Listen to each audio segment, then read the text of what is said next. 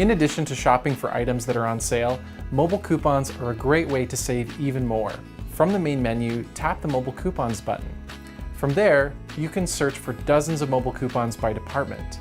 See a mobile coupon you like? Just tap the click icon. To see the full offer details and to add participating items to your shopping list, tap the product image. Once you've finished clipping your mobile coupons, go ahead and tap the My Barcode icon located at the top right of the screen. This will take you to the My Savings and Barcode section where you'll see your unique barcode. Simply scan this barcode at checkout and your mobile coupons that you've clipped to your account will be deducted from the total. Even if you don't have mobile coupons clipped to your account, it's a good idea to always get in the habit of using your barcode at checkout because that's how we'll send you content and offers that are catered to you. Here's another great tip. Go ahead and tap the shopping list icon located at the top portion of the screen. You'll notice that because I have mobile coupons for $2 off Sprouts Organic Frozen Pizza, $2 were deducted from the estimated total.